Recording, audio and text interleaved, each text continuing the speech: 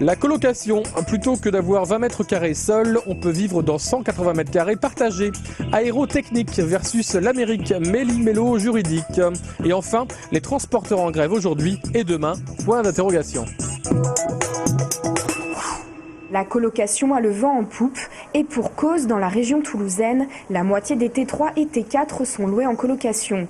Une tendance qui s'explique d'abord par les prix du marché immobilier. C'est un autre mode de vie et puis une obligation économique aussi qui fait que les frais sont partagés. Et la colocation ne rime plus seulement avec étudiants, elle séduit désormais les familles monoparentales et les jeunes salariés, à l'image de Mathilde et Nicolas. Ces deux trentenaires se partagent avec un troisième colocataire une maison de 180 mètres carrés pour 430 € par mois chacun. Je me suis dit que la colocation, c'était un excellent moyen de rencontrer de nouveaux amis, en y ajoutant le caractère agréable de vivre dans une maison avec un jardin plutôt qu'un appartement au 3e étage. Une façon de vivre qui rentre doucement dans les mœurs, même si certains propriétaires restent encore frileux. Il faut vraiment faire ses preuves alors que nous, on est tous les trois des adultes salariés avec une assez bonne stabilité de revenus.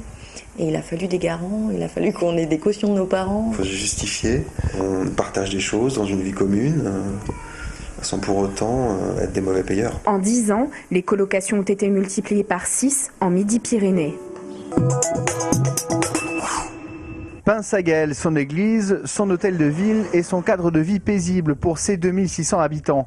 A priori, la commune est aussi éloignée géographiquement de l'Iran et des États-Unis que de la tension qui divise les deux pays. Pourtant, dans cette zone industrielle, la société Aérotechnique se retrouve exposée à des dommages collatéraux. Cette entreprise fournit des pièces détachées pour avions dans le monde entier, un business fleurissant qui lui a permis de réaliser 7,5 millions d'euros de chiffre d'affaires en 2010.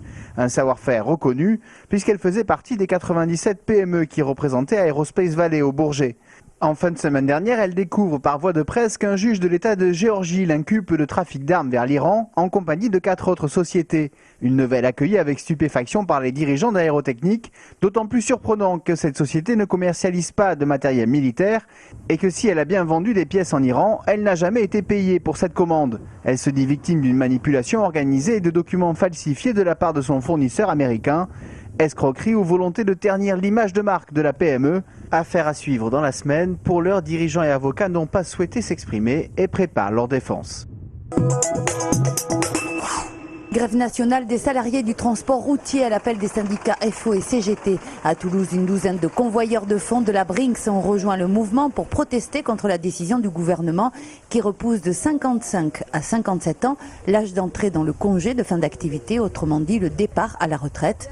Congé pour lequel les salariés cotisent à hauteur de 24%. Ce qu'on voulait, c'est que le gouvernement se mette à la table et décide, lui, de procéder à cette réforme, mais par palier, que ne se soit pas directement fait comme c'est fait aujourd'hui, c'est-à-dire qu'à partir du 1er juillet, cette réforme, cet accord va rentrer en ligne de compte. Conséquence pour ce salarié depuis 35 ans à la Brinks, 2 ans de travail supplémentaire alors qu'il devait partir à la retraite à la fin de l'année. Dégoût, parce qu'il pense qu'il ne voit pas la pénibilité du travail qu'on a pour un salaire de misère. Les petits jeunes ne sont pas trop motivés non plus pour monter sur les camions, sachant très bien qu'ils risquent leur vie tous les jours.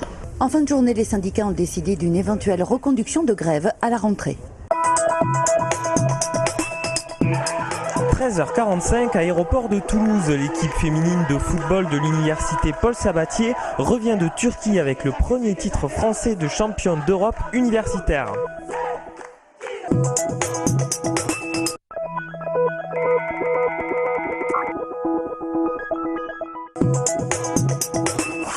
L'heure de la reprise a sonné pour l'ensemble de l'effectif du TFC. Au stadium, l'entraîneur Alain Casanova et le défenseur Mohamed Fofana avaient convié la presse. Ambiance de rentrée des classes chez les Violets.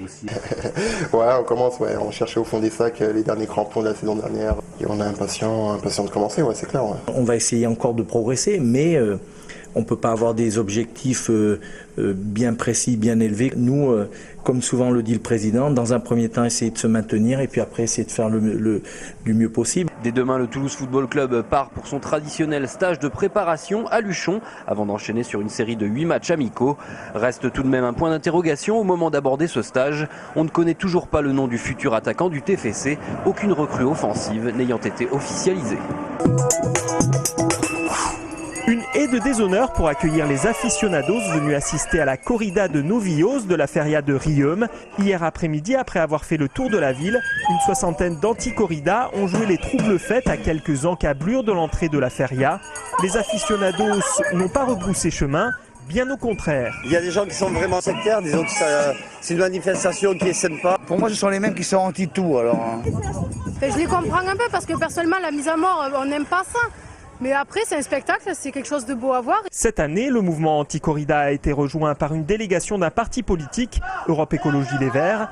Ils soutiennent l'éventuel référendum communal. J'invite instamment les politiques, le maire et toute son équipe à Riom à organiser ce référendum auprès de la population. Je pense ça tout à fait normal. Il faut savoir qu'une précédente municipalité de Riom a voulu nous interdire la corrida, que nous sommes allés au tribunal administratif, que nous avons gagné, qu'il y a une jurisprudence là-dessus et qu'on ne juge pas deux fois la même chose. Moi je suis pour que ceux qui ne sont pas passionnés par cet art le manifestent, ça ne me pose aucun problème. Mais je suis aussi pour vivre la liberté, quoi. En attendant et grâce au beau temps, les organisateurs ont comptabilisé 10 000 personnes sur le Campo pour cette 13e édition. Les 2500 places des arènes ont fait le plein.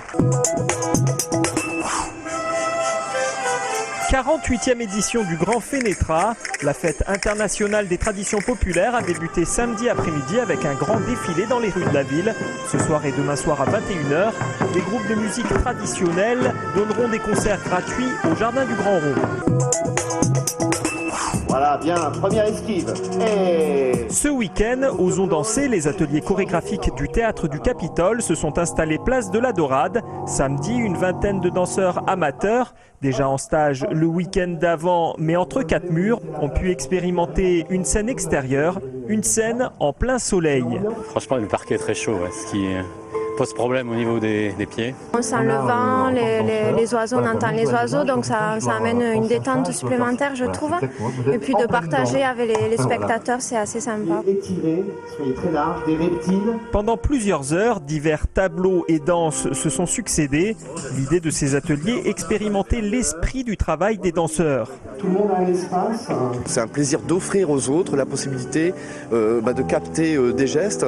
Dans le processus chorégraphique, il y a une chose très importante, c'est que souvent on est extérieur à la fabrication de la danse et que là, ce que j'essaye de faire expérimenter finalement, c'est un peu ce processus. C'est comment on travaille dans ces répétitions. La répétition, c'est une bonne usure. On reprend les gestes, on les met en espace, on les met en musique.